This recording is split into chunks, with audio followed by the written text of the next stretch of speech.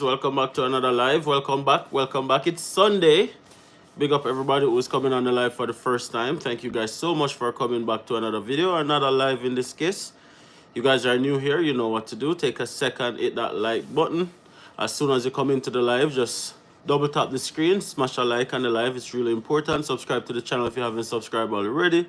And of course, join us in having a conversation by sharing your thoughts in the comment section, of course, right? Hope everybody's having a fantastic Sunday so far, wherever you are in the world. Thank you guys so much for tuning in onto this live video. Really appreciate you guys being here, taking a part of your Sunday to be a part of our conversation here today. We're going to be having a conversation today that needs to be had. Is that the right grammatical term to use? A lot of times people migrate to Canada and they don't speak about the psychological effect or psychological effects that it can have on the immigrant who's moving to Canada. So in today's live, we're going to talk about some of the mental health challenges that immigrants face here in Canada. And we're going to share some tips as to how you can mitigate these challenges. What are some of the things that you can do to put yourself in a better space in terms of your mental health, and just to generally make your Canadian journey the best that it can be, right? Again, thank you guys so much for being here. Before we get into the conversation, though, I'm just going to give everybody an opportunity to come into the live stream, build up the numbers a little bit. We're going to start having the conversation as soon as we pass 20 viewers on the live stream. In the meantime, if you're here, just drop in the comment section. Let me know where you guys are watching from and what is the weather like in your city at the moment, right? If you guys are new here, my name is Dems, a Jamaican immigrant living here in the beautiful city of Grand Prairie, Alberta. Moved here to this beautiful city with my family back in 2019, came as an international student, and the rest is history, where we are right now. Thank you guys for following our journey. And for all the persons who are new on our journey, thank you guys so much for joining and becoming a part of the Andersons family. We really appreciate you guys. Shout out to all our channel members. You guys know who you are. If you guys want to become a part of our channel membership, you can do so by hitting the join button right beside the subscribe button, right? There you go for an intro. Let me just bring up this live stream on this laptop so I'm able to see all your chats as they come in, right? We're going to talk about some stuff that needs to be spoken about, guys. There's so many things that affects immigrants here in Canada that nobody seems to want to talk about. But we're going to talk about some of those challenges in this live video. And we're going to really and truly dive deep. So you want to make sure that you stick around for the duration of the conversation, for the duration of this live. If you're an immigrant in Canada, share your experiences as well in the comment section. Really interested to know what your journey has been like. Moving to Canada is not the same for everyone. We all have different experiences. Immigration is not the same for everyone, right? So whatever your journey is like, share it in the comment section, okay? As I mentioned before, I'm just waiting on the live to get up a little bit, waiting on the numbers to go up somewhat. So if you guys are on the live, smash a like on the live. It really helps the algorithm to push the live out, and also to share the live so that other persons can be a part of the conversation as well, okay? In the meantime, let me just bring up the live right here so I'm able to see all your comments.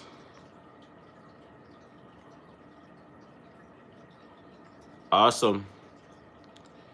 Yeah, so as I mentioned, if you guys are here right now, let me know what city are you watching from, where in the world are you right now, what's the weather like, what time it is, all those fun stuff.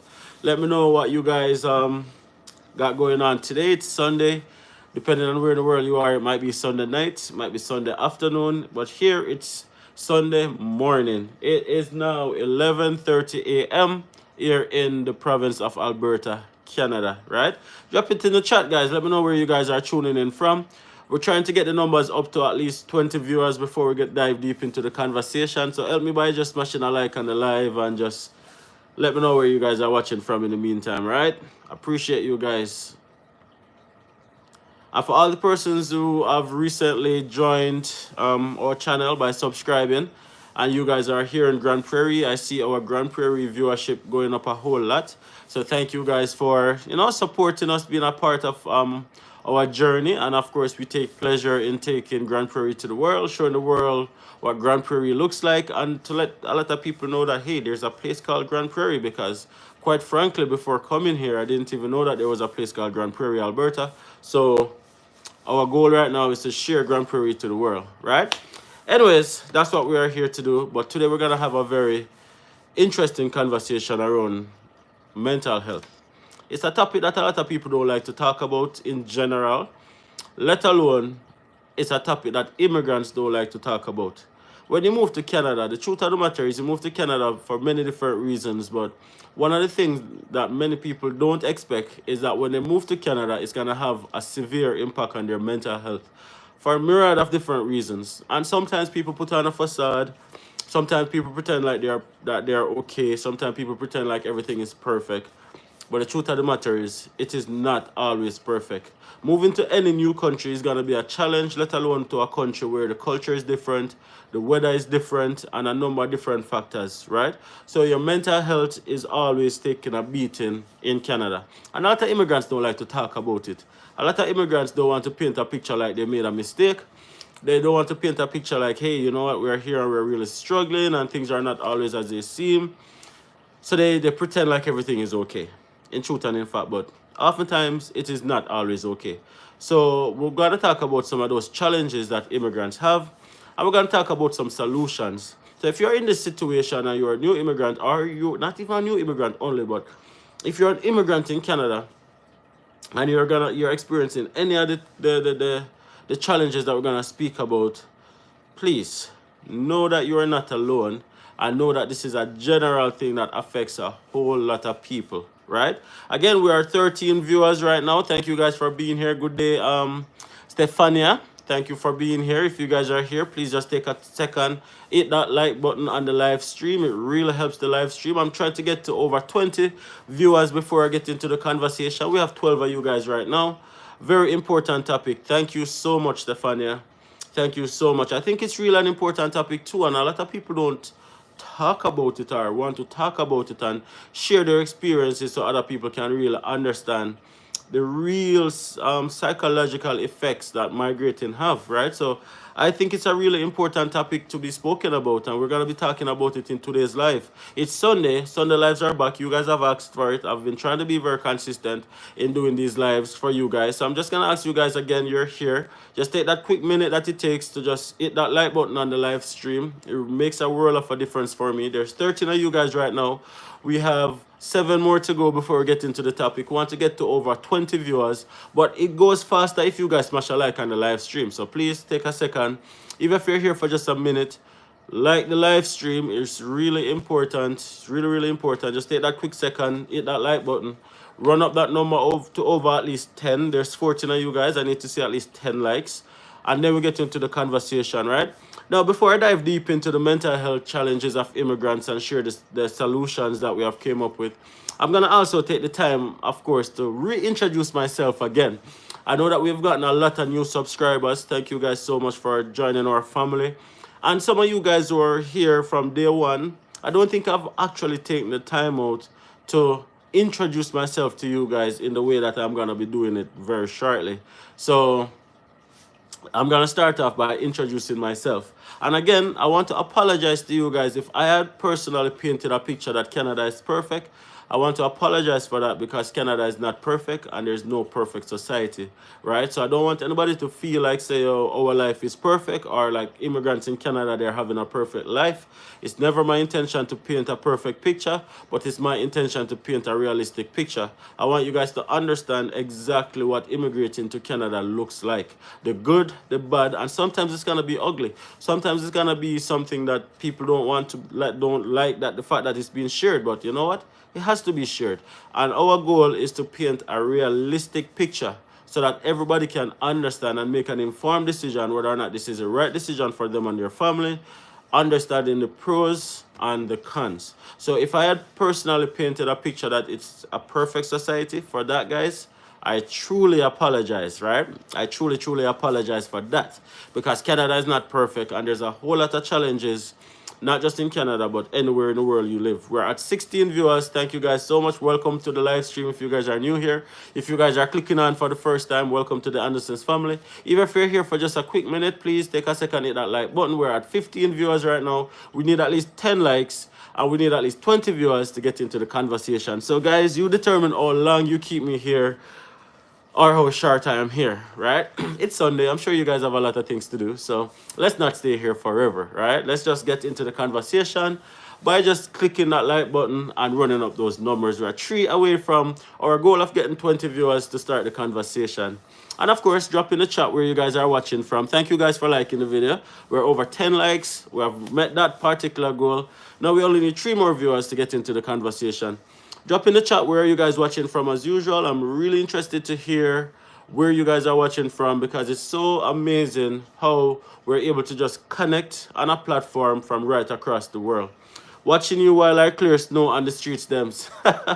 I have not shoveled in probably 2 weeks because it's been too cold outside. Last weekend it was, I think, negative 35 below. And the entire week has been over negative 30, negative 40. I'm not shoveling when it's that cold. As a matter of fact, it's not advisable for you to shovel when it's that cold. So outside is going to be a piece of work whenever I get to it. Watching from freezing Manitoba. Manitoba is very cold. Manitoba, it's called. Anyways, guys, we have gotten 12 likes. I think we can start the conversation. As I mentioned before, I'm going to start the conversation by answering 10 questions that tell you guys a little bit more about myself. You guys have seen me in many videos. You guys have seen me over the years, but I don't think I've gotten the chance to really slow down and introduce myself to you guys. Newfoundland, thank you for being here. Watching from Regina, John Mark, blessings. Thank you guys for being here and sending warmth and love in everyone's direction. First, let's start by answering 10 questions that tell you guys about myself. Now, my name is Dems. Real name is Damar. That's my government name. I'm a Jamaican who migrated to Canada. Now, the first question is, what is my favorite food? Now, my favorite food, and this is a food that I can eat Sunday to Sunday. If it was the last meal on earth, I would be totally fine with eating this meal every single day. And that meal is the cliche rice and peas and chicken. Rice and peas and fried chicken, preferably with curry gravy, but I'll settle for any rice with any style chicken. So rice and peas and chicken is my favorite meal of all time. Like, if that was the last meal on earth, I would be perfectly fine with not eating anything else other than rice and peas and chicken. That is my favorite meal. Okay, so the second question I have here is, what is my favorite hobby? Now, what's my favorite hobby? I have a number of different hobbies, but I'll list these things as my favorite. My favorite hobby is cooking. I really like to cook. I really love to cook. Cooking is my love language. I enjoy cooking and I would cook 24/7. So cooking is my favorite hobby. The next thing that I really like to do is to try new restaurants and try new spots. Going out, exploring different food places and different things to do. That's my favorite thing to do as well. So I love to cook and I love to experience new things. Jason Clark says, watching from hot and humid Bahamas. You know what? You guys are there, you are warm, and we're here, we're cold. You guys think you're too hot and we think we're too cold. Where do we find the balance? Where's the balance? That's the question. Where do we find the balance? Because we are never ever really satisfied with the temperature, right? Now, the third question is, what is my greatest fear? Now, the older I get, the more fear I seem to have. And I'm not sure if that's just unique to me. I'm not sure if that's just a me thing. But like, the older I get in life is like I become more fearful and more fearful of different things. But my greatest fears right now, I would say it is not being here for my kids. That is my greatest fear. What terrifies me the most is not being here to take care of my kids for the long haul, right? That is my greatest fear of all time. There's other fears, but if I had to list it down to greatest, that would be my greatest fear. Let me know in the chat as well, guys. Like, what is your greatest fear? So Stefania says, let's trade Jason. And then my Jamaican says, watching from Calgary, it's negative 17 degrees. Shout out to my Jamaican. Big up over there in Calgary. Yeah, it is. I don't even know what the temperature is right now, but I think it's like negative 20 or negative 20s, somewhere in the 20s, I would assume. Now, what is my greatest achievement so far in life? And I have a list right here, guys, so I'm trying not to forget anything. So if you see me looking down, I'm literally looking at my list, right? So what is my greatest achievement so far? And I've achieved quite a few things in my life, but what I wrote down right here as being my greatest achievement is my weight loss journey so far. Now, this is gonna sound somewhat minuscule for a lot of you guys watching this right now, especially because of course people value assets as achievement, like buying a house, or starting a business, or graduating college, or having kids. All of these things are great achievements, and I've done many of these things as well. But my biggest achievement is my weight loss journey. And the reason why I'd list that as my greatest achievement is because I had to make a commitment to myself. This is not something that is expected for persons to lose weight, for example, but you have to make that commitment to yourself. So I made that commitment, and I have remained disciplined and committed for the past 7 months.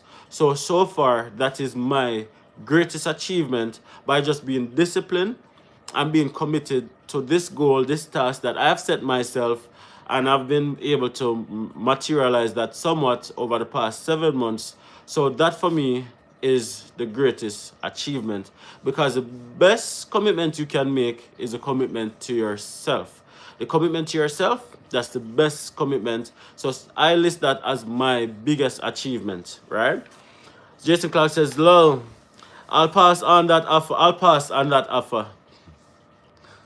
Stefania says, currently my greatest fear is not getting my PR and having to go back home, being 100%. And we're going to talk about that as well as we get into the conversation of mental health of new immigrants, because to be honest, that was and somewhat still is my fear, because every immigrant, that is like one of your biggest fears. You uproot your life, you come to Canada, you have a journey, you have a goal, and then when you don't know where it's going to end up, keeps you up at night, especially with the changes. So I can guarantee you, Stefania, that is not your, you are not the only one with that being your greatest fear right now. I can promise you that. Now, where am I in my list? Number 5. Now, we're going to 10 questions before we get into the conversation, all right? So number 5 says, favorite music genre. Okay, so I list my top 3. In no specific order. Let me just say that. This is my top 3 music choice in no specific order. I do listen to different type of music. I enjoy music overall, so I listen a bit of everything, and if it's good, I will listen it. From gospel, R&B, right across the board. But if I had to narrow down top 3 music genres, these would be what's on my top 3. And I have pop and alternative. I really, really love that. That's high on the list. Pop alternative, you know, like your Maroon 5, your Evanescence, yeah, I'm that guy, right? I really, really love those music. The other thing is I have soca / Afrobeat, because soca and Afrobeat is really similar in the way they sound. I'm not sure if many people realize that, but soca / Afrobeat, I really like that music as well. Growing up, I actually listened more soca music than dancehall music. Funny enough, being a Jamaican, but soca music give you a vibe, and it's the same vibe that you get from Afrobeat. So I actually group it together and say soca / Afrobeat. If you guys are from the Caribbean and you believe that soca music is like up there, let me know in the comment section as well. And the other one that make up my top 3 list is reggae dancehall. Of course, I'm a Jamaican, so I'm gonna have to put reggae dancehall. Even though if I have to choose between reggae and dancehall, you guys can probably tell I'll choose reggae above dancehall. I am a Chronix fan. I really, really love Chronix music. Protege, Kabaka Pyramid, you know, Jesse Royal, that vibe. I really, really love those kind of music. That's my vibe. That's my roots, right? So my top 3 music genre is pop alternative, soca / Afrobeat, and then reggae dancehall. I am from Caribbean. Soca in is ever energy giving music, exactly. But Afrobeat is the same, really and truly. So soca / Afrobeats. Top 3. Next on my list is, what do I miss most about Jamaica? Okay, what do I miss most about Jamaica? And this is what I wrote. Now, I miss the freedom to live. And a lot of people, if you're in the Caribbean right now, I hope you guys understand what I mean by that. When I was in Jamaica, I could live. You know, like for example, when you leave work on a Friday evening, you know that basically it's time to live. You're gonna go out on the street, you're gonna vibe. You probably get up Saturday or Sunday, you go to the beach, you go to the rivers, you go hang out with friends, stuff like that. You have the opportunity to really live. Sadly to say, in Canada, you don't really get that opportunity because it's really and truly you're on the conveyor belt of rat race. You're really and truly on the, the journey of just trying to make it in life, and you are literally constantly trying to survive. You're constantly trying to survive, so you don't really get that opportunity to live when you're in Canada. And that's one of the parts that we're going to speak about a little on later down into the life as well, right? So, of course, as I've alluded before, I miss the beaches and I miss the rivers. The ability to just go to a waterfalls in a no-name place. So many of these falls are free. I can take a wash off, stand up underneath the falls. I really, really miss that. Just the naturistic aspect of Jamaica, just going to the beach and just vibing, relaxing, lying down underneath the sun, putting a foot in the water. I really miss that. I miss the food, but I don't think I miss the food as much as I miss the freedom. And if I had the two food that I miss the most in Jamaica is patty, because of course you know you can't bring patty into Canada anymore. So when people travel into Canada, it makes no sense for you to say, hey, bring a box of patty for me. Makes no sense. It's not gonna get to your foot because you're gonna take it away from the border. I know because I've tried this many times. I've asked persons to bring patty for me, and every single time they get to the border, them take the patty them. So don't make them waste their money. It's not gonna make it through. And I really miss roast breadfruit. Roast breadfruit was one of my favorite things in Jamaica, and I don't seem to have any access to roast breadfruit where I'm at in Canada.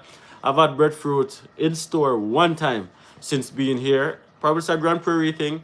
I have heard that breadfruit is available in different parts of Canada, but in Grand Prairie, we don't have those luxury. Okay. Then I have number 7 on my list. Oh, you miss KFC, my Jamaican. I've never been a big KFC fan. So for me, KFC is kind of like not up there on my list. So Stefania says, in the famous words of one of my favorite artists, I miss the warmth, I miss the sun, I miss the ocean, and I missed everyone. Sixpence. None the richer. Million Marachutes. Yes, sir. Soca and Calypso is one of the best. Jason Clark. Yep, Trini in the house. Lenore. Absolutely. Soca, I don't think Soca get the worldwide recognition that it deserves. Like here, if I go outside right now and I see a random person, I'll be like, hey, do you know reggae music? They'll be like, oh yeah, man, I know reggae music. But then you'll be like, hey, do you know soca? They'll be like, no, I don't know soca. And I'm like, soca music is like vibes. It's like vibes. It's like speaks to your like inner soul. I'm bringing out the Caribbean in all of us. Guys, smash a like on the live if you guys are here, by the way. All right, so number 7 on my list is, why did I move to Canada? Okay, why did I move to Canada? I moved to Canada for the same reason many of you guys in the chat right now moved to Canada, and that is for better opportunities. I moved to Canada for better opportunities, and that is the same reason why many of you guys watching the live right now moved to Canada as well. We wanted better opportunities. We feel like Canada would provide that for us, and that's why we're here. We left our warm country, our nice beaches and sunshine and vibes the people, even though the place not perfect. But let's be honest, the place nice. It might not be perfect, but it's nice. So we left our niceness and we come to cold and all sorts of things in pursuit of what? A better life. So that's why we made this decision to come to Canada. And of course, if you have children, you know the struggles that you grew up with in the Caribbean, and ultimately we want to give our children a better life than what we had growing up. And in the Caribbean, you watch movies, you listen to songs, you read paper, and all of these things that you see growing up painted the first world country in such reverence that you feel like, yo, this is the best thing you can do for your kids. So that's why we're here trying to make a better life, right? So this is so true. Don't really have a life in Canada. Exactly. My Jamaican says, no, not missing KFC. We can't carry it in Canada. But in these states, you can carry KFC, you can carry patty, you can carry all of these things, right? But I'm not really a big KFC fan in Jamaica anyway. Not really love KFC, so she probably miss KFC. She's upstairs with the girls, by the way. But for me, I can live without KFC. But patty and roast breadfruit, that's where I draw the line. That's where I draw the line. Okay. Number 8 on the list is Canada what you expected? And I answer this question by saying yes and no. And I'm going to start by saying, answering the part that says yes. Canada is what I expected because it provided me the opportunity to accomplish things a lot faster than I would have accomplished in my home country of Jamaica. And what am I talking about? The opportunities are endless to grow and to develop based on your skill set. You're able to matriculate quickly in the corporate world. You're able to get a job and grow quickly within organizations, thus make accomplishing assets a lot easier. Cars, houses, businesses, whatever it is that you want to accomplish, Canada will provide you the opportunity at least to do that. So for that reason, I definitely think Canada is what I expected. Also, in having a special needs neurodivergent child, the society provides some level of integration for Malika. Growing Malika in Jamaica would be a disaster in our mind. She's nonverbal, she's globally delayed, she is 100% dependent on us for our daily functions, to get her dressed, to get her fed, stuff like that. In Jamaica, being 7 years old, she would be in grade 2 and she would not be able to go to the traditional schools. She would have to go to some special needs schools. But here in Canada, she's still incorporated into the regular school system, and that is something that we value a whole lot, right? We know that she's different, special needs, neurodivergent. However, we don't need to be reminded of that fact every single day. And having some semblance of normalcy makes a big difference for our family. So for that reason, Canada is worth it. Now, I also said, no, it's not what I expected. And what do I mean by when I said, no, it's not what I expected? You're accomplishing all of these things and you're integrating into the society. However, you have to compromise on your mental health. Your mental health is usually compromised, which ultimately sometimes leads to your physical health being compromised in pursuit of the Canadian dream. Now, you are not able to survive on one income and you can barely survive on two. A lot of persons have to work 2 jobs in order to survive, giving them not enough time to spend with family and do the things that they really love. But instead, you find yourself working to survive. Find yourself constantly working to survive. So that freedom that we spoke about that you are able to get in the Caribbean or in your home country, you're not able to get that here in Canada because you are just working to survive every single day, right? So for that reason, is Canada what you expected? Yes and no. Let me know in the chat if you guys agree with me or if you guys disagree with me as well. Whatever the case may be, let me know what you guys think. Smash a like on the live if you guys are here as well. Really appreciate it, right? So number 9 on my list, I have something about yourself that people will be surprised to know about. So I'm introducing myself again. If you guys are new here, you get to know me a little bit more, right? So many of you guys have been following from day one, but do you really know who I am? Do you really know the type of songs I like? Do you know the type of food I like? Do you guys know me as an individual? So I'm just answering some questions for you guys to get to know me a little bit, right? Drop in the comment section if you guys are agreeing with what I'm saying in terms of when I speak about Canada. And also smash a like on the live. Really appreciate it. Now, the other question was something about myself that will surprise people to know. Okay. And this is 2 things. 1, even though I am from the Caribbean, I cannot swim. Even though I am from the island of Jamaica with so many beaches and rivers, I cannot swim. I can't swim. Many people, when I talk to people here, They assume that I can swim because I'm from the Caribbean, but I cannot swim. So I'm not sure if that's surprising to you guys, but I cannot swim. The other thing that I think many of you guys watching this right now would be surprised to know about me is that I am afraid of flying. I have what is called aerophobia, and I would prefer to drive 50 hours than to take a 1 hour flight. I am afraid of flying, guys. That is something that a lot of persons are surprised to know about me, because obviously I had to take 3 planes to get to Grand Prairie. From Jamaica to Toronto, 3.5, 4 hours. From Toronto to Edmonton, 4.5, 5 hours. And then from Edmonton to Grand Prairie, 1 hour. That's all. That's like what, 9 hours in the sky.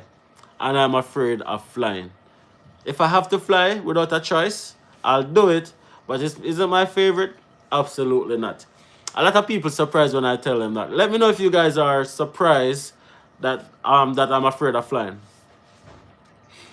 Stefano says, I agree with you. We have to constantly work to stay alive and remain relevant. It's systemic. A pretty picture is drawn to pull us in, then reality it's. Exactly. Stefania also says, amen to keeping out of the sky.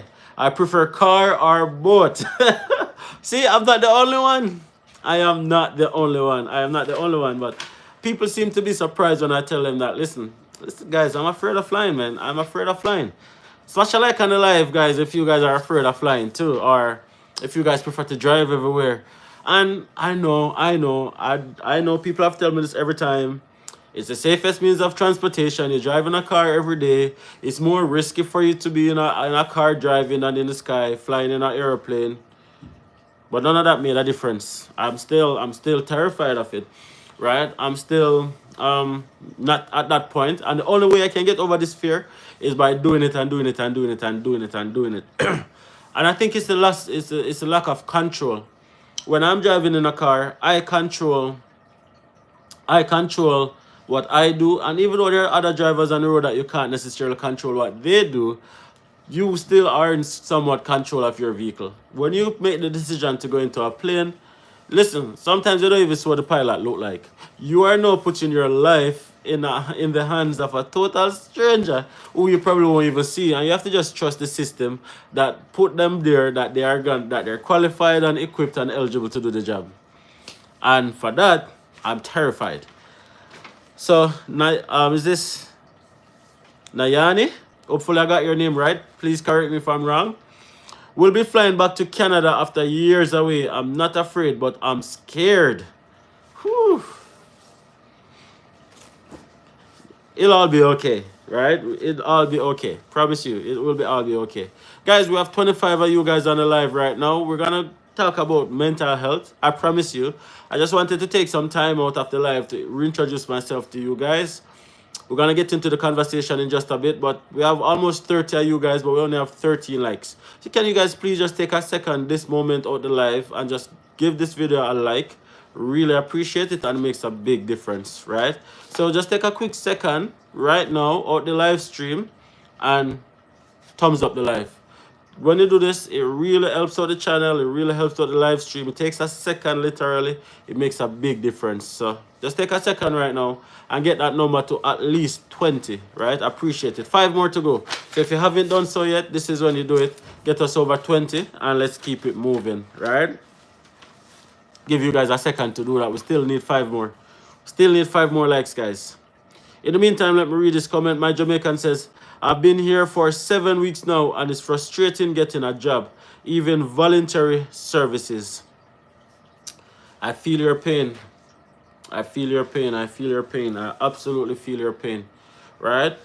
Come on, guys. Why we have 14 likes now. We're trying to get to 20. I don't know who unlike the live, but just bring up that number. We're trying to get to 20 like, right? Anyways, the last question I have here on my list of introducing myself is, what am I looking forward to the most this year in Canada? And I've made these questions, I try to be intentional in how I ask myself these questions. And of course, guys, I'm being 100% honest with you guys with my answers, okay? I am looking forward to the launch of MJ Squared and becoming financially free. And of course, getting my six-pack. Now, what is MJ Squared? MJ Squared is the platform Nats and I were building. It's a web app and mobile app platform designed to connect parents and caregivers of neurodivergent children together, creating a community where we can share experiences, connect with each other, and get access to community resources in different cities around Canada. So that's what MJ Squared is. We have started development this month thanks to the support of Grand Prairie and Region Innovation Network, GPRIN. We have gotten financial support from them, and the app is being built out right now. And we are looking forward to launching that this year. So that's one big goal that we're looking forward to. And we believe that when that really launches, it's going to propel us towards that freedom that we seek in terms of getting out the rat race so we can actually be here for our kids, especially Malika Jade. Now, the other thing I said was getting my six-pack.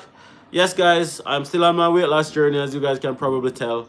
And my goal is to not stop until I get my six-pack. So that's something that I'm looking forward to the most, right? Having grown up all my life and being used to a one-pack, even into my adulthood, I'm still having my one-pack.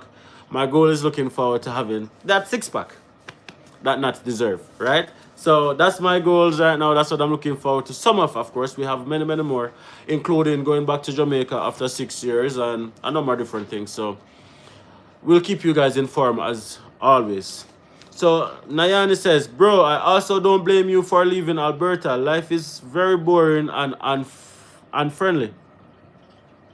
Ontario is far better. Also says, my Jamaican, where are you in Canada? Oh, she's in Calgary. She is in Calgary. And absolutely, that video, when we said that we're thinking about leaving Alberta, of course, we agree that Alberta is the best province in Canada based on research. But we have not lived anywhere else, so we don't know what to expect. And sometimes exploring, even if it means stepping outside of your comfort zone, makes life more worth living. Sometimes we get so comfortable in our comfort zone and we don't willing to take risks to step outside, even if it's a bit difficult. We can't live life stuck in a washing machine, just going around. And that was one of the things that we said that we'll never do. And then we're here coming up on 6 years. Citizenship is this year. We have passed the threshold that we have to stay in Alberta. We can now move anywhere in Canada. And yeah, the thought crossed our mind. Why not explore a little bit? Why not try new things and see where this world takes us, right? That's the intention. Anyways, guys, hopefully you guys got to know me a little bit better. I answered 10 questions. Hopefully you guys learned something about me that you didn't know before. It could be that I really love soca music, and yes, I miss Carnival. I miss Jamaican Carnival, which all the Trinis is gonna disagree with me, but yes, Jamaica have the best Carnival in the world. Absolutely. Big up, big up, big up. Carnival season in Jamaica is better than anywhere else in the world. I don't care if you're from Trinidad, Bahamas, Grenada, Guyana. Jamaica is hands down the best Carnival. So I really miss that. As a matter of fact, it's like the last Carnival that we went to was in 2019. And I know there's like things here we can do in Canada, like in Edmonton, Carrie West, Carrie Fest, Calgary. You have in Ontario and Toronto, you have that Carnival thing as well. So different parts of Canada we can still explore that, but I don't know. I think we just miss home. The last Carnival we went to was in 2019 in Jamaica, and guys, it's like even at that point in time, we didn't even submit a study permit application yet or nothing, but we could have felt that would have been our last Carnival for a long time, and it made us really, really sad. Okay, now we have 33 persons on the live. Thank you guys for being here. We're gonna get into the conversation. Mental health of new immigrants in Canada. How many of you guys are new to Canada? Drop it in the chat right now. How long have you been in Canada? I'll start it by sharing how long I have been in Canada. Drop it in the chat. How long you have been in Canada.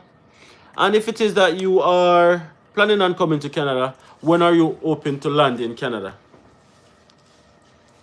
You need to go to Trinidad before you say that. I have been to both. Maybe, but I'm still going to be biased somewhat. So I have been in Canada for 5.5 years, right? I want you guys, if you're in Canada, drop in the chat right now. How long have you been in Canada? And if you're coming to Canada, when are you expected to land in Canada? So is this April says, April's underscore gem says 2.5 years. Okay. 10 months. Coming up to a year, coming up to a year. So continue. I need to see some more, guys. I need to see some more. How long have you been in Canada? How long have you been in Canada? And then, of course, we're going to talk about some of the mental health challenges. And I'm going to ask you guys to share if you guys have been experiencing any of the things that we're going to be speaking about. And then also, how do you guys mitigate it? Stephanie has been here 3.5 years. Am I the dinosaur of the group? Am I the one who have been here the longest? 5.5 years, which is really not that long. But I see 2.5 years, I see 10 months, I see 3.5 years. Am I the one who has been here the longest so far? Come on, certainly not. 5.5 years is not that long. It's not that long. September would make it 6 years.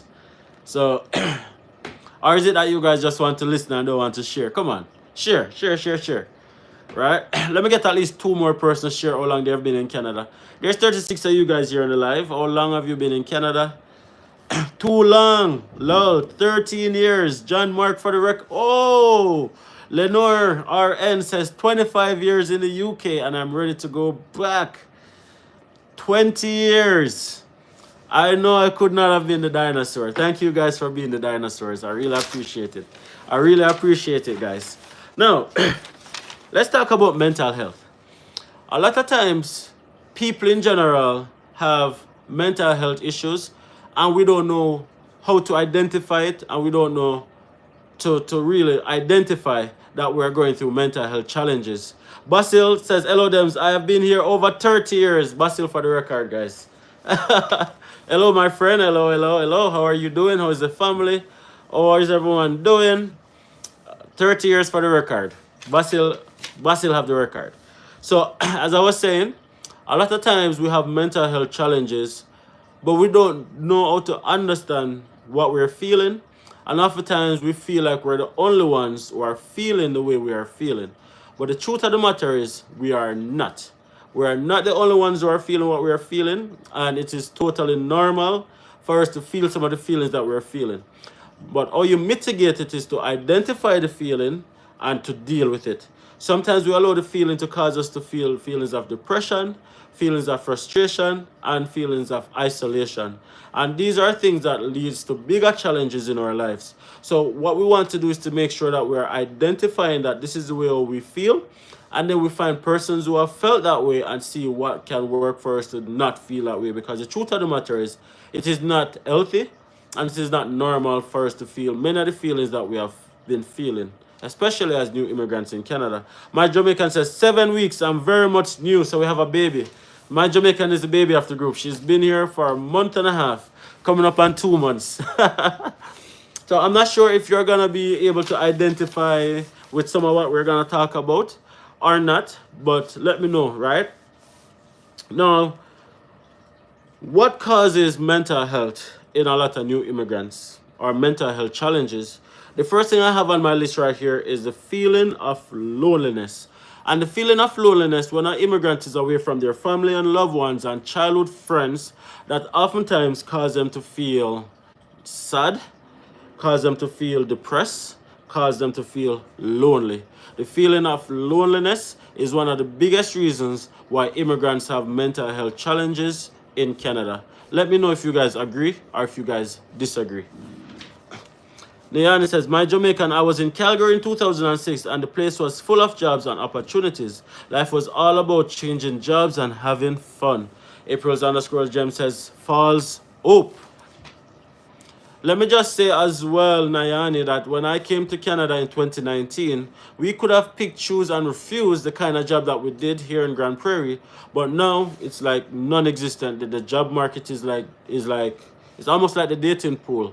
Only the what left remaining. If you're single, I'm sorry. But that's what the job market is like right now. It is like there's nothing out there right now. So hard to find a job. Even in Grand Prairie where it was so easy to find a job. So things are a lot tougher. And that can be down to probably a lot more persons coming in Canada. Or it can be just down to like not enough businesses being created. So many factors. But the truth of the matter is it's way more harder now than it was just a couple years ago. So back in 2006, that's almost 20 years ago, things has definitely changed.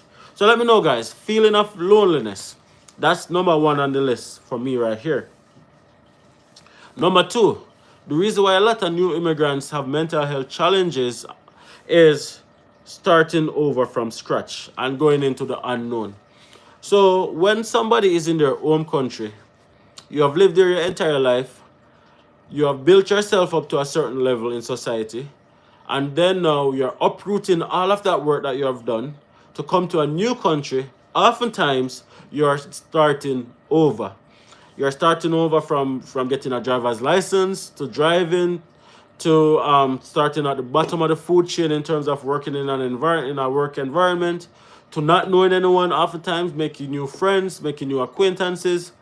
All of these things can have a negative toll on a new immigrant's mental health.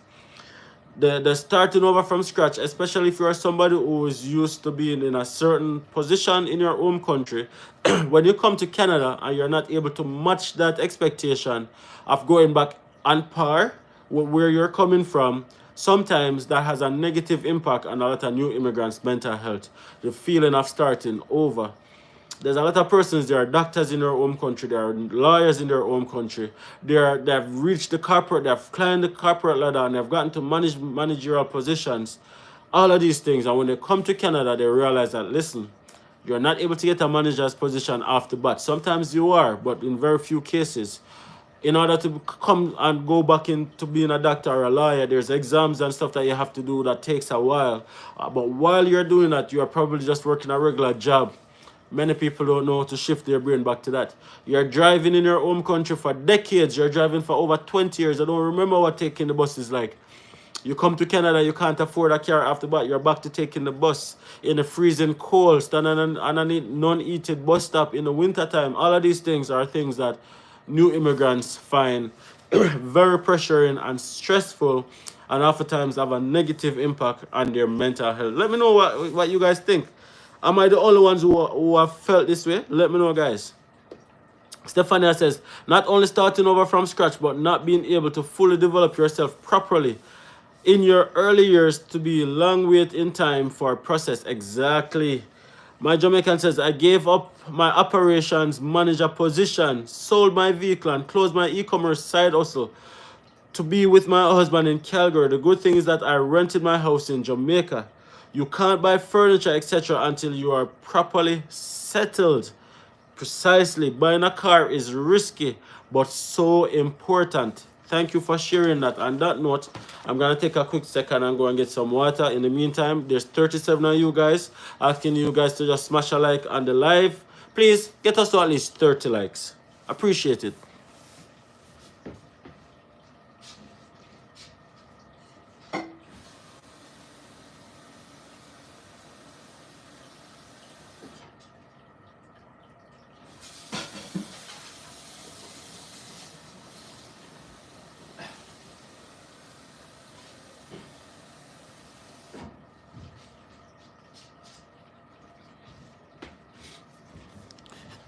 All right, we're at 20 likes. Thank you guys so much. Come on, we need 10 more likes. If you haven't liked the live as yet, what are you waiting on? You better can cook Jamaican recipes and more. 15 years in Canada. Jaja, that's a long time. That's a long time. Okay. So the fear of the unknown is a part of starting over from scratch as well. Is when you come to a new country, you don't know what the end result is going to be like. You don't know what it's going to be like. So that fear in your mind is constant. You're constantly wondering, did I make the right decision? Was it a mistake to come to this country? Is everything going to be worked out? If you have kids, is this the best thing for the kids? Is this the best thing for my relationship? What is the end result going to be? Like, all of these things are so mentally draining. And a new immigrant that can have a negative impact on a new immigrant mental health. Basil says, things have really changed. I got a job from Jamaica. I wrote my professional exam, then I got my experience transferred here and was paid at the level that was then. Musical interlude, imagine soca.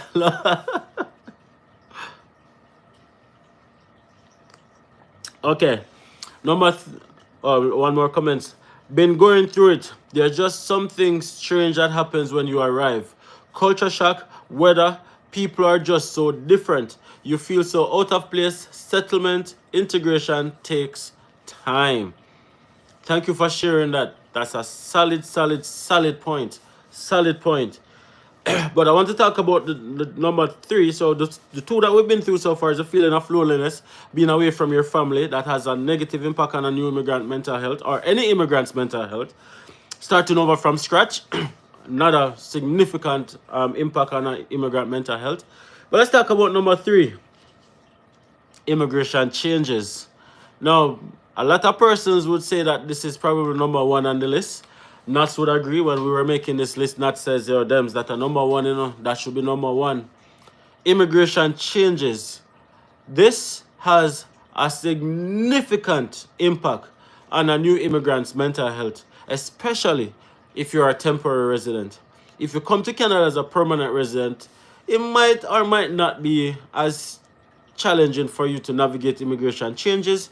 But when you come as a temporary resident, i.e., you come as an international student or a temporary foreign worker, and you're here with your kids, you're here with your family, and then you keep seeing all of these immigration changes. Listen, oftentimes you are not able to sleep at night. That's how bad it is. You're up, you're depressed, you're just the fear. And of course, somebody mentioned earlier in the chat that their greatest fear is to not being able to remain in Canada and then being asked to go back home to your home country. As a temporary resident, with all these immigration changes, that's the only thing you can think about. The immigration changes has so much of a profound impact on a new immigrant mental health that it is ridiculous. It is so hard to focus on anything else. Oftentimes you can't eat, you can't sleep. I know people right now who are going through it, who is going through it. So many situations, you're on a LMIA work permit, it's coming up to expiration in another couple months or in a few months, and then your employer giving you a hard time, they're not renewing it, you can't find another option, your kids is here. Listen, immigration changes is one of the number 1 reasons why immigrants in Canada have shattered mental health. And many immigrants walking around putting on a brave smile like everything is good, like everything is rosy and everything is okay. But the truth of the matter is, if you should really stop and ask an immigrant, are you okay? The answer is going to be no. Oftentimes you're struggling in debt up to your neck because enough time you borrow money to come to Canada. You are working, the little job you work have to pay for the expenses in Canada plus pay a loan back home. All of these things, and then you're not earning enough, things are so expensive, immigration changes. Listen, these are real life situations that immigrants are going through.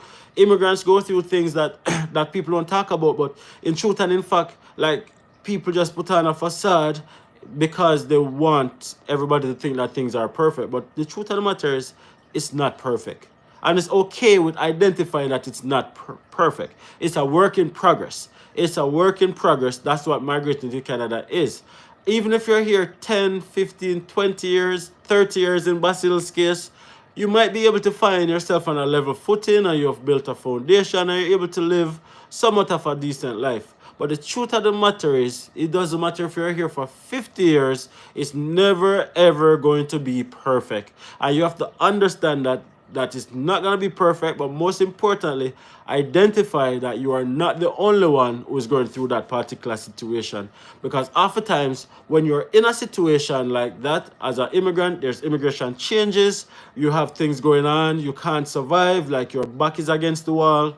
You feel like the only alternative is to shut down and shut off from the rest of society and just isolate yourself, which makes things worse. Now, back to the chat, guys. Back to the chat. Nayan said, bro, don't make a mistake of moving your furniture from Alberta to Ontario. It's expensive and not worth it. Buy new ones.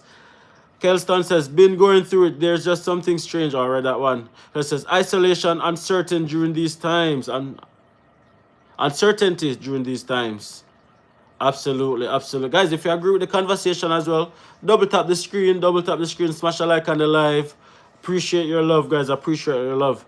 Your Better Can Cook says, finding good community is key to having a positive immigration experience, whether it's church or organizations like the Jamaican Canadian Association, or forming your own group. I'm going to talk about that as well further down into the live as well, as to some of the things that you can do to help with your mental health, or to keep yourself sane, to keep yourself level-headed and sane, right? We're going to be talking about that. But of course, we're going to talk more about some of the challenges that new immigrants face in Canada that can cause negative impact on their mental health.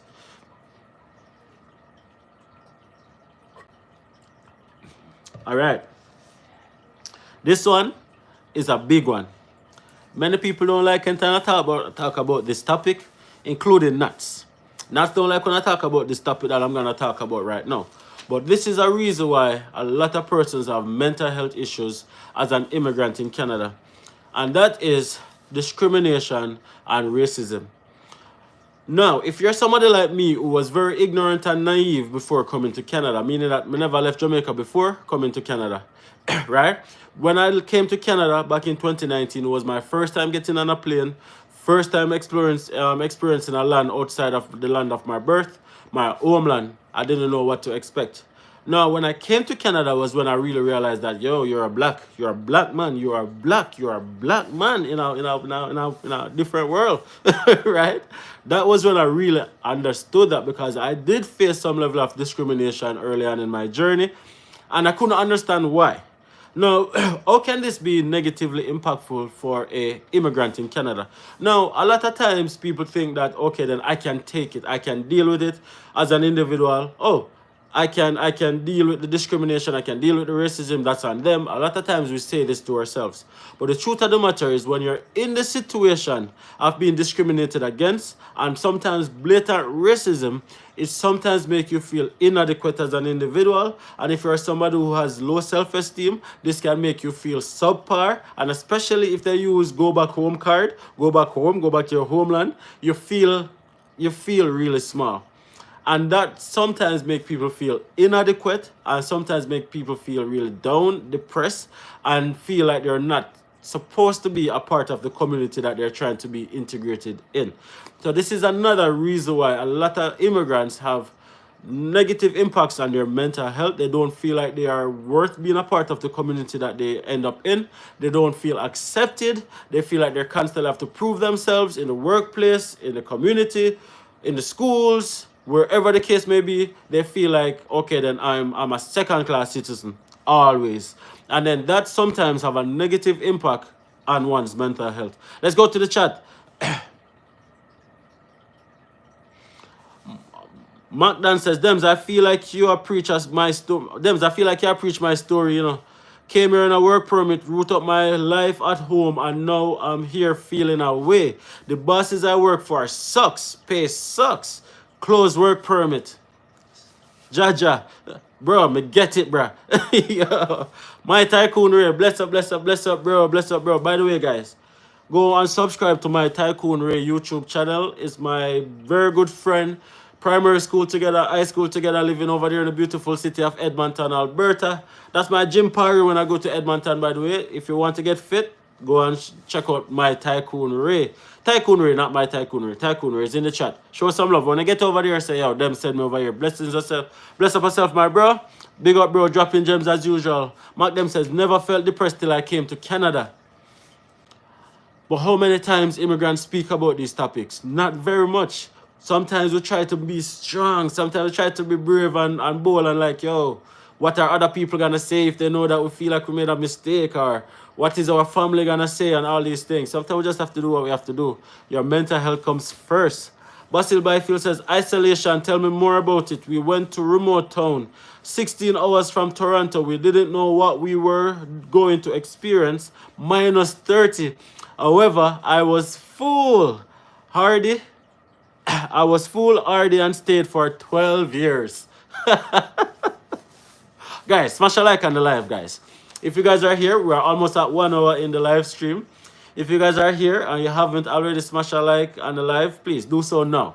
We're getting into the conversations right now. Mental health of new immigrants is what we're talking about. And we're diving into the conversation right now. We're not leaving any stone unturned. We're talking about how immigrants feel.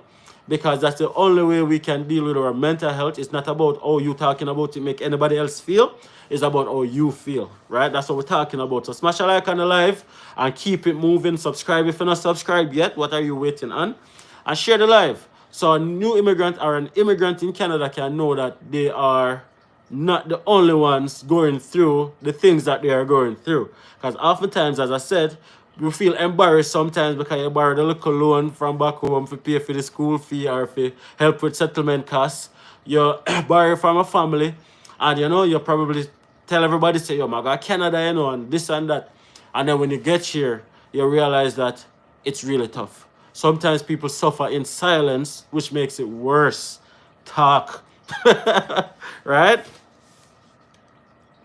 You better can cook says, jumped in the chat late. Another challenge is not doing enough research about the culture before coming or while in it.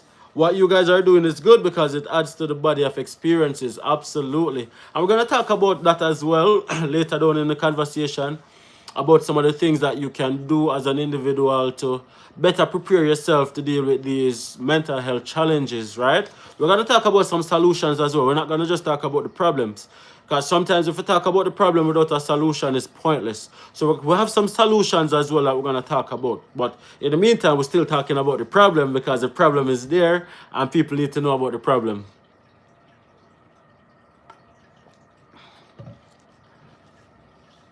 Okay, so is this Kels Thumbs? If I'm mispronouncing her name, I'm so sorry. Says, I'm from South Africa, where the ratio is 90% black and 10% all other races. At first, I didn't see black people was quite shocking.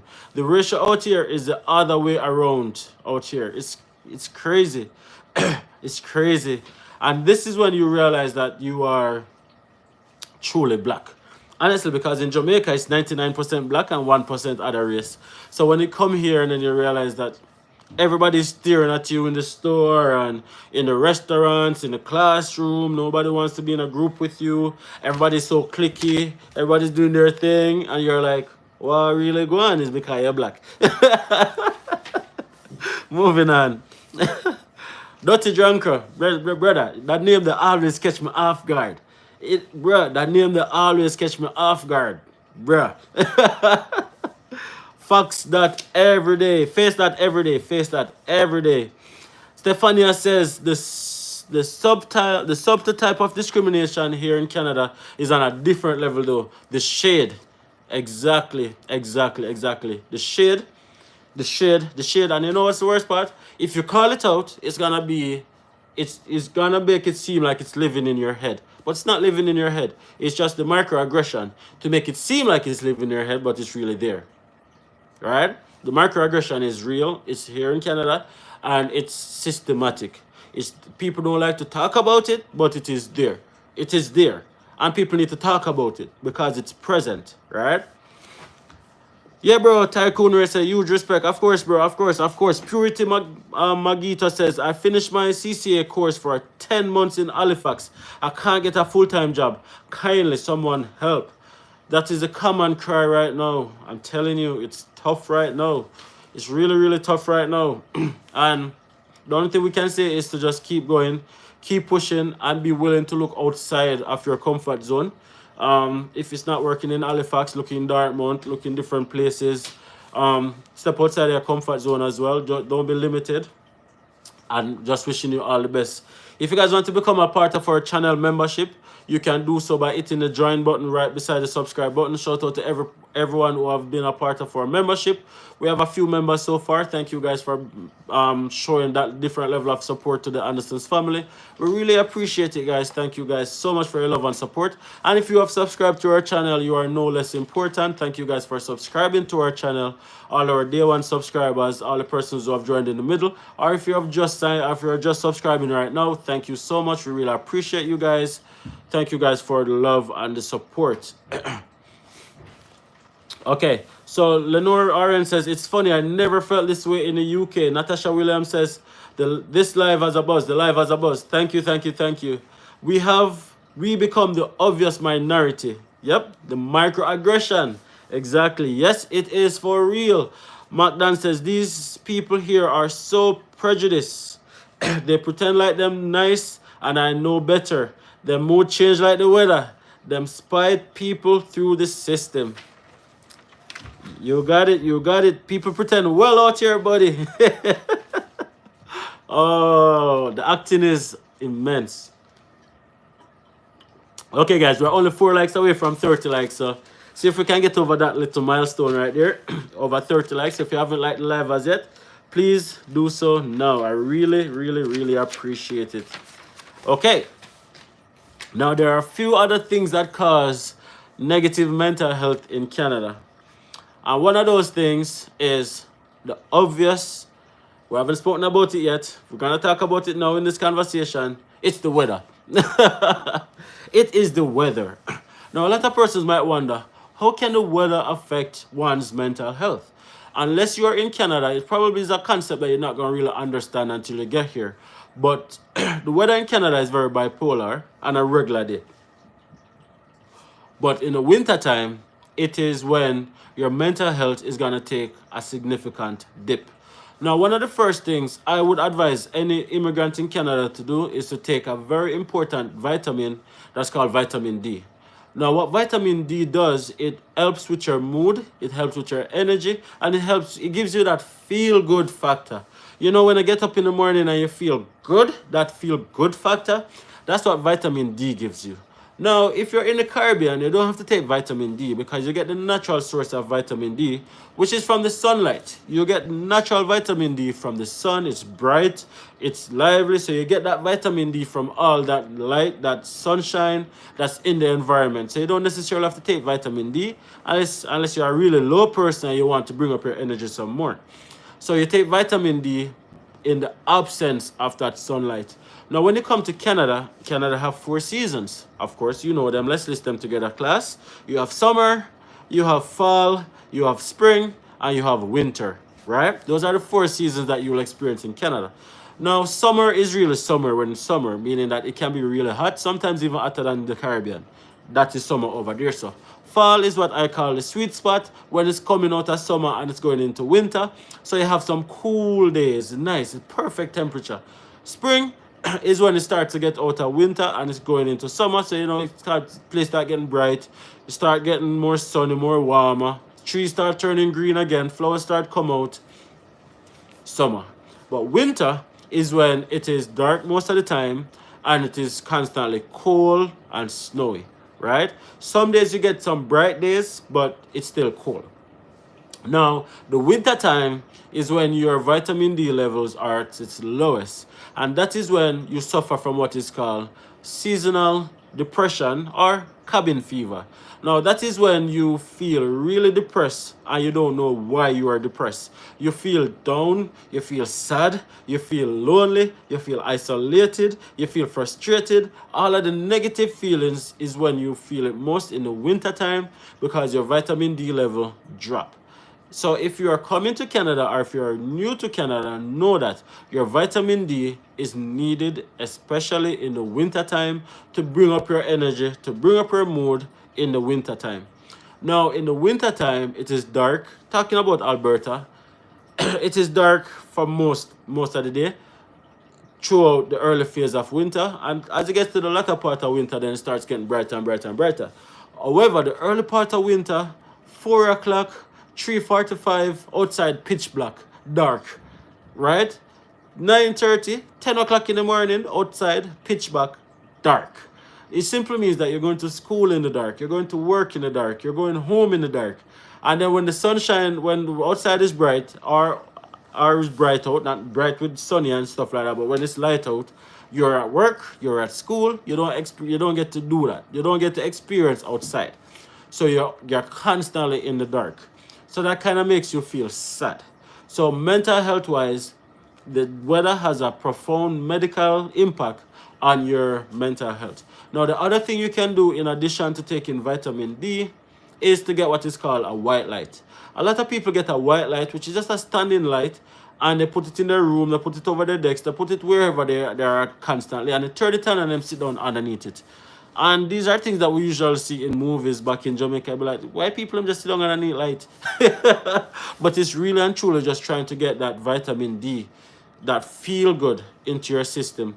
So sometimes people sit down underneath the white light to try and get that energy up, right? So the weather has a significant impact on your well-being as well. Let me know in the chat, guys, if the weather had impacted you on your immigration journey. Now, when I just came to Canada, I didn't know anything about this, like in terms of the weather affecting your mood and stuff like that. So we basically was winging it. The first couple of winter we were depressed and sad as ever, and we couldn't figure out why. But then luckily we realized that this is one of the reasons why we were feeling how we were feeling. Okay, where are we now? Did we talk about overstaying your welcome with family and friends as a new immigrant? This particularly impacts students who are not able to afford rent. Oh, we haven't spoken about that, but that's a very good point. Thank you for sharing that. And Lenora says, even for RNs here in Newfoundland, the job is not there as they make it seems.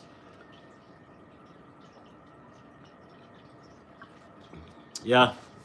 Sometimes it's over promising and under delivering, right? I think sometimes Canada tend to do that.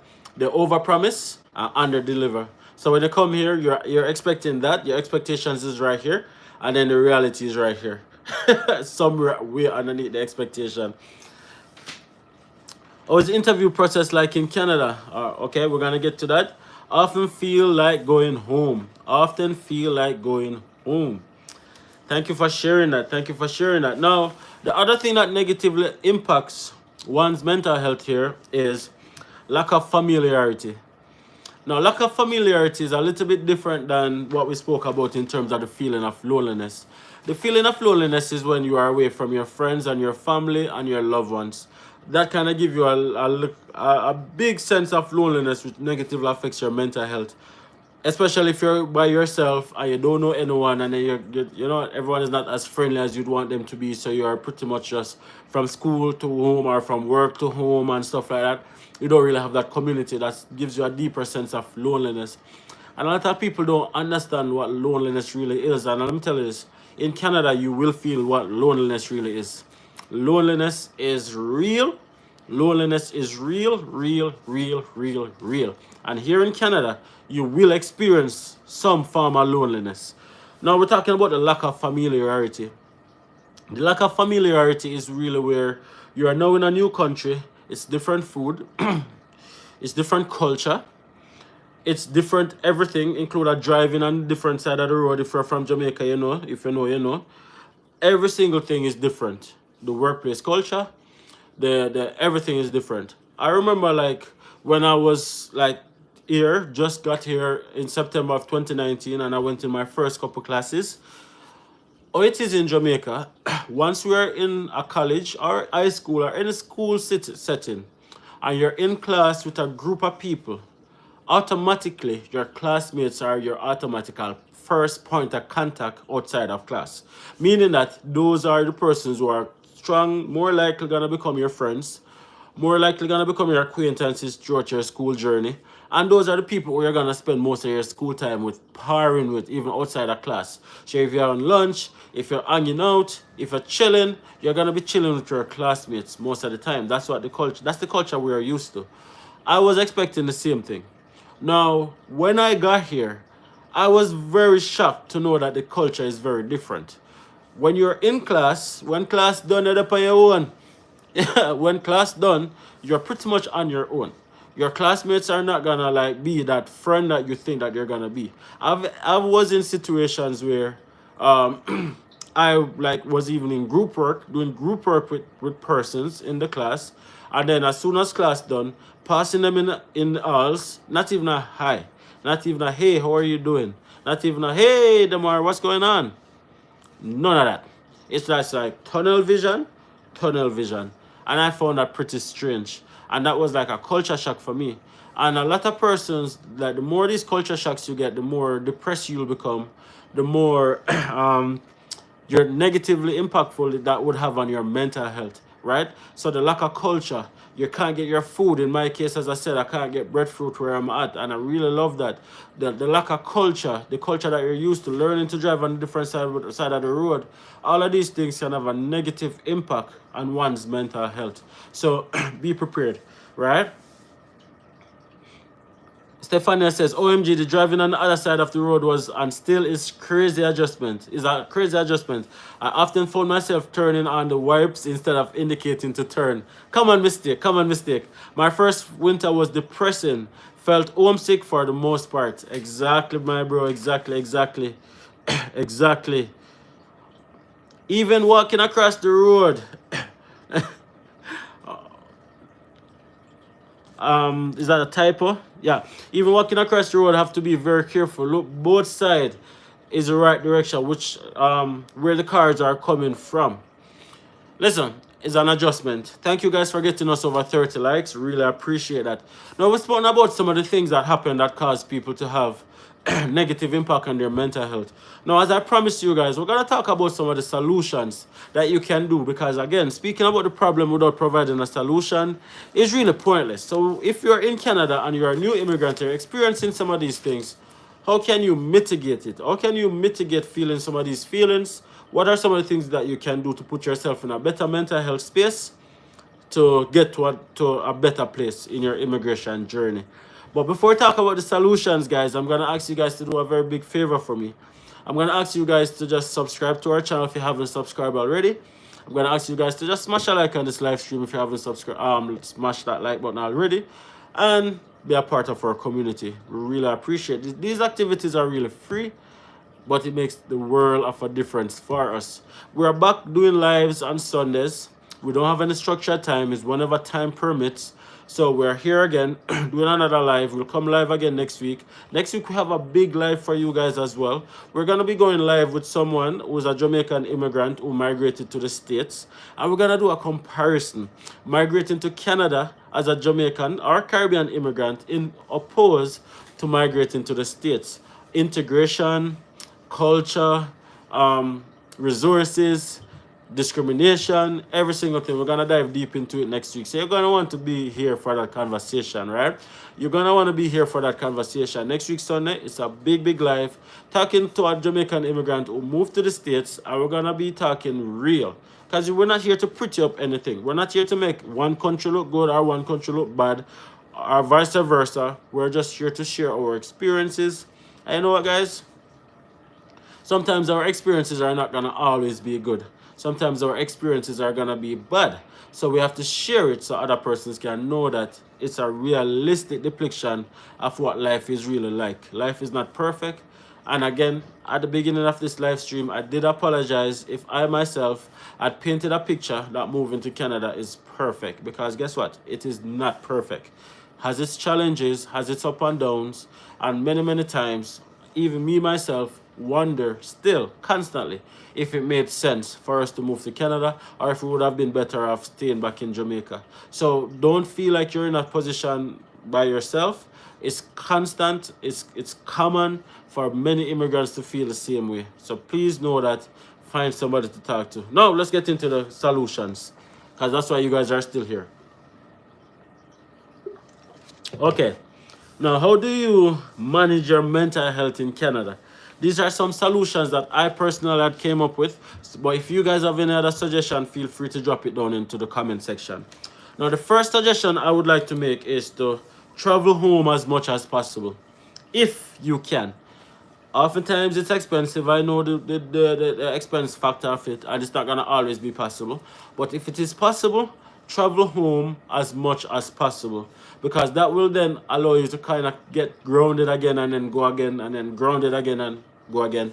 So try to travel home as much as possible. Really important. The other thing is, as somebody mentioned it in the chat before, is to try to find your community. Now that can be a church community, it can be a Caribbean community, it can be any community of persons who understand your culture and know exactly what it is like to be an immigrant, right? There's a lot of different groups in many different communities and cities around Canada. Find them. find them and be a part of it, so you have somebody to share with and you can get tips, advice, and even some help sometimes from some of these organizations. So don't be isolated. Try to be proactive in being a part of the different communities within your community. All right, don't feel like you have to do it alone. Reach out, join a group, or as somebody mentioned before, if you can't find a group, create a group to give you that sense of community. It makes a big difference. Here in Canada, you need a sense of community in order to thrive. It's not gonna be easy to do it on your own. No man is an island. We all need each other to survive. I need you, you need me. It's just how it is. We have to come together, we have to make it work, and we have to support each other. And before I go to the next solution, if you are here in Canada and you have been here for a number of years and you have transitioned and you have transitioned well, stretch back and help somebody. If it's even to provide some advice, don't let anybody feel like they have to do it on their own. Please stretch back. Don't keep information to yourself, because sometimes we have that tendency. I don't know where we get it from. It's like everybody wants to be the head person in charge. No, we can all win. Stretch back and help somebody. Provide some advice. This is what I did. This is how it works. That's how you do it. Don't give people piece of information either. Give persons all the information that's gonna make them successful, right? So share with somebody. You know somebody who's new. Connect with them. How are you doing? When they are talking to you, listen intentionally. Don't let them talk and they go over your head. And don't accept we are fine. Because oftentimes that's just instinct. Hey, how are you doing? Oh, I'm good. Oh, I'm fine. Oftentimes that's just reflex, muscle memory. Dig deeper. Dig deeper. Be intentional. Be curious. And actually be willing to help them integrate into the society. Because one thing I can rest assured, every new immigrant in Canada is struggling one way or the other. So please, if you know a new immigrant, reach out to them, extend a helping hand, if it's even to provide some form of advice. Please, makes a big difference. Courtney G, moving to Canada was more than I was expecting. There we go, there we go. The other thing you can do to to really integrate and help with your mental health is to embrace the new culture and willing to learn new things. So I speak a lot about unlearning to relearn. That's gonna be key. You have to be willing to unlearn some of the things that you know and relearn some of the new culture. Because the truth of the matter is, when you learn new things and you become a part of the society as well, it makes things a little bit easier. Understanding the Canadian culture, understanding the way of life in Canada, it makes it more adaptive. So be willing to embrace the new culture while keeping on to your values, morals, and all of those fun stuff as well. But be willing to learn new things, be willing to explore new cultures, and just make it fun. Like for me, one of the things that I do is every time I meet somebody from a different country here in Canada, I want you to teach me how to at least do basic greetings in your language, in your culture. So then if I see somebody else and they are from that culture, then at least I can say something funny or say something in their language that they would then appreciate. And then, you know, you learn a little bit more. You learn a little bit more, and then not only are you becoming more knowledgeable, but you're becoming more embracing, and then you're making new friends, and you're becoming more a part of the community as well. And all of these things make a big difference, right? Don't shut off yourself from other cultures. Don't feel like you have to like that. Don't talk to any other culture, any other race, any other whatever. No, embrace it. Learn about it. Learn about it. It's an opportunity for you to like learn about different cultures. It's an opportunity for you to learn new ways of doing things. And oftentimes that actually teach us that, hey, we don't know everything. And sometimes what we thought we knew, we actually don't know. So just be embracing of new culture, be open to learning new things. And then definitely that will help you with your mental health journey here in Canada as well, right? Tycoon says, my suggestion, create a workout routine, go for trail walks, visit parks and historical sites. That worked. Bro, that's fantastic advice. And that leads perfectly into the other point that I was going to make right here, which is to actually work out and go to the gym. So that leads perfectly into it. Now in the summertime, you can go on different walks in different trails and observe nature, which is like one of my favorite things to do. But in the winter time, you're not gonna be able to go outdoors as much. So that's where they're gonna need actual gym routine and workout and stuff like that. But why is this important? This is important because it's identifiable fact that when you exercise, it actually helps with your mental health. When you go to the gym, when you go to walks, stuff like that, it actually helps with your mental health. That vitamin D, good feeling factor thing that I spoke about earlier as well. Working out, exercising actually makes a big difference when it comes down to you feeling good, or you feeling sluggish, or you feeling down and depressed. So find yourself a workout routine as Tycoon Ray suggested. Absolutely, absolutely solid advice. Solid advice. Don't fall into the trap of just work, home, eat, sleep, work, home, eat, sleep. No, it's gonna make you feel worse. So find a workout routine, and that will definitely help with your mental health as well. That was a very good lead up into the other point as well. So appreciate that. Now the other thing you can do to help is to be prepared, so the challenges don't catches you off guard. Be prepared so the challenges don't catch you off guard. Now it means that proper preparation prevent poor performance. When we are prepared, like for example, we're speaking about these challenges, you know that you're gonna face these things in Canada. You know that it's gonna happen, and don't feel like you're exempt from it, because it's gonna happen. But once you know that it's likely to happen to you, then be prepared. Be prepared so you're able to identify the feelings, and then you're able to just tackle it and face it head on. Be prepared. Know that, okay, then in Canada you're gonna face these discrimination. In Canada you're gonna face the weather. Vitamin D is gonna fall low. You're gonna miss your homeland. You're gonna miss things that you really love. You're gonna feel like you're starting over from scratch. All of these things are things that 99% of new immigrants face. So be prepared. Proper preparation prevent poor performance. So once you're prepared, you can oftentimes get ahead of it. Not to say that it won't affect you as well, but it won't affect you as much. So that's the goal, right? Be prepared, and then it won't catch you off guard as much.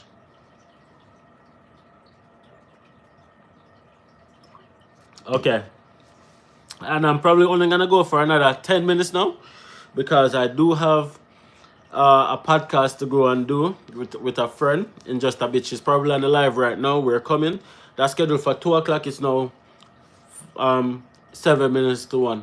So I still have an hour, and I have to shower and get dressed and all those fun things. So this live is gonna be just for another 10 minutes. So if you guys haven't subscribed already, please subscribe. We're coming up to the end of the live right now. Hopefully you guys found some value from this conversation. If you're a new immigrant, old immigrant, planning to come to Canada, if you guys have gotten any value whatsoever, I'm going to ask you guys just to let me know in the comment section. If you enjoy these kind of conversation, if you enjoy this conversation, let me know in the comment section. It's really encouraging when I see that I'm not talking in vain, when I see that it's really having an impact. So if you guys enjoy this conversation particularly, I want to see more, let me know in the comment section. I want you guys to do that for me before this live ends, because it's really kind of like, you know, like when you're building a fire, I keep putting sticks and wood and coal in the fire to keep the fire going. When you guys give me the words of encouragement and let me know that these sessions and these conversations are really making a difference in your own journey, in your own life, then it really encourages me to keep going and to do more of these videos. It's not easy to sit here and talk to yourself for 1.5, 2 hours. I don't care what nobody else wants to say. I don't know. It's like literally me talking to myself for 2 hours. It's not easy. I promise you guys it's not easy. So to sit here and talk to you guys for almost 2 hours every week, let me know if it's impactful, because that's what keeps me going, right? Let me know in the chat if these conversations are being received, right? Otherwise it makes no sense to keep doing it. Simple.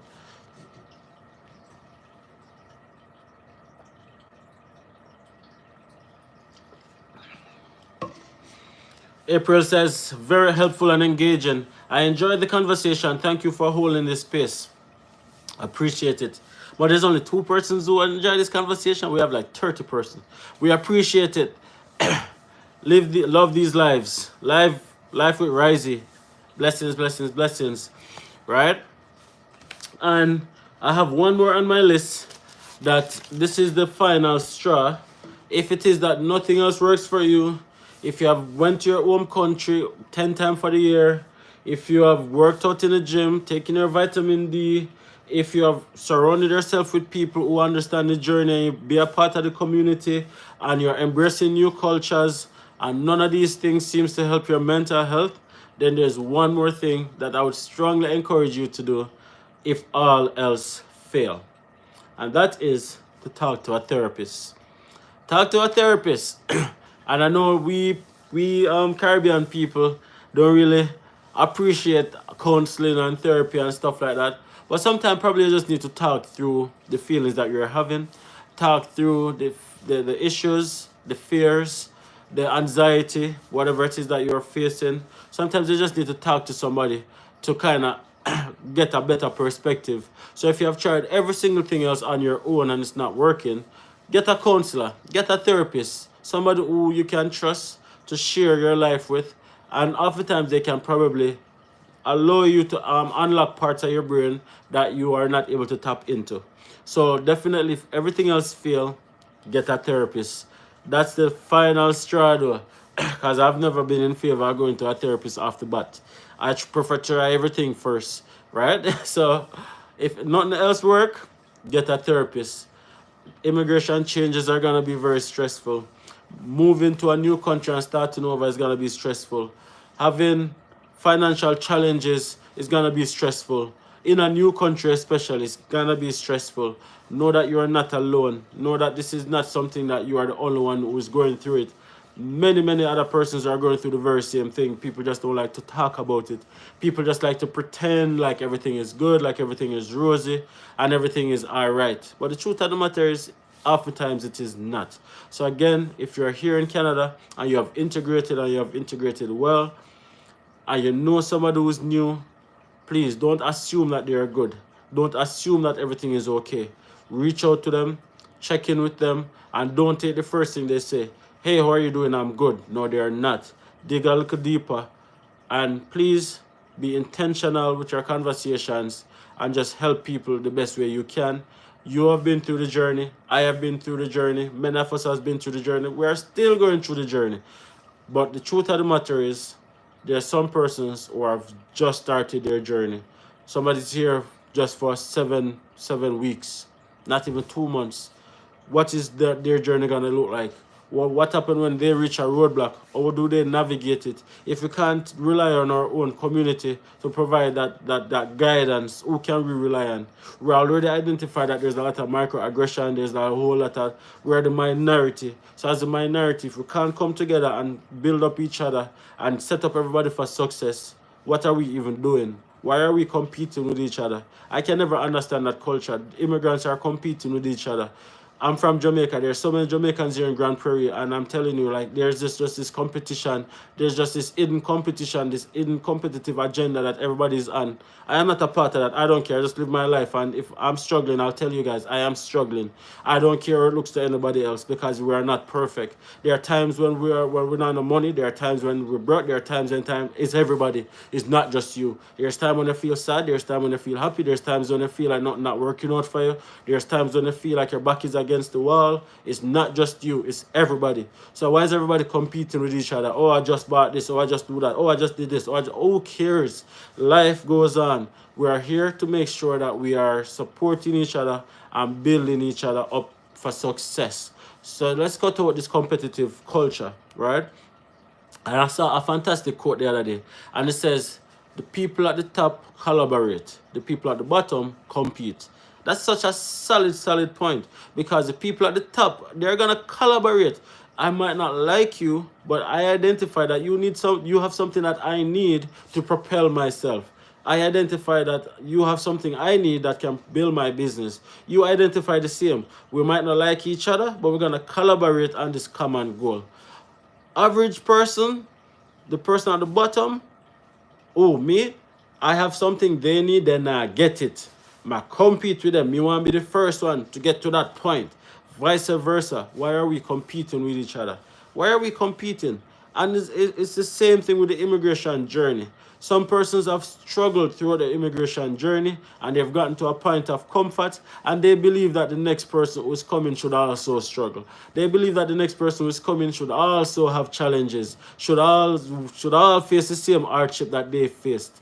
It's not gonna make your journey any easier. I don't get it. If the other person is struggling, just because you struggled, that's not gonna make your journey easier. No.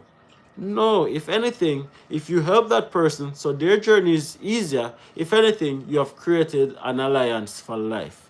If your back is against the wall, you have created somebody who you can always depend on. You have created somebody who you can go to in times of needs and you need support. Which, let's be honest, we all need that sometimes. It's not a matter if, it's a matter of when. So why are we here competing with each other, giving people half information? Hey, how did you do that? They tell you something and they give you a little part of the information. They don't give you all of the information, all of these little petty things. I don't know. I can't take it. I don't know if I'm the only one who face these kind of things, but it seems to be pretty common. It seems to be a pretty common thing, right? Why can't we just support each other on our own journey? Why can't we do that? And then if we do that, we all win together. We all win together because, one, we're bringing more unity within our communities, and ultimately we're bringing our culture more and more to fruition. But when we create this division and this competitive environment, it makes it harder for us to come together. And then you have different patches, different fragments of people trying to do the same thing. But instead, if everybody come together, then you have this bigger thing, and then you're able to achieve more. Let's do more. I know I went off on a little silent mini rant right there, but it needed to be said. Anyways, as I said before, I'll end this live right here, right now. Thank you guys so much for being here at this Sunday live. We have gone for an hour and a half. Really appreciate you guys. Thank you guys so much for spending a part of your Sunday with me. If you guys haven't already subscribed to the Andersons family, please take a second, hit that subscribe button. Smash a like on the live before you go. We're at 34 likes. Can we get to at least 40 likes before we leave? Please, only 6 more people. Only 6 more persons. So if you haven't liked the live as yet, guys, please take a quick second, hit that like button. Get us to over 40 because it makes a big difference with the algorithm. Makes a big difference with the algorithm. I wish I could like it 40 times, but I can't. Give thanks for these info. Definitely needed. Enough thanks, bro. Enough thanks, bro. Respect. And respect to everybody who's here as well. Hope you guys have a fantastic rest of your day. It's now 1:03 here in Alberta. I know that different time zones are here. In Jamaica, it's 3 o'clock. Many places around the world, it's different time. Thanks for the information. Thanks for the informative session. 3 more likes to 40. 2 more likes to 40, guys. 2 more likes. Come on, I need to go, but I can't go until you guys give me 2 more likes on the live. Bring me over 40 likes, and then we'll end it on that note. So if you haven't liked it yet, 1 more person. If you haven't liked it yet, be that person to take us over 40 likes, and then we can go and have a fantastic rest of the week, right?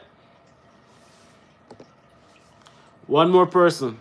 Great content, informative session. Appreciate it. Adia Matnab, you are in the chat all along. Why am I just seeing your name?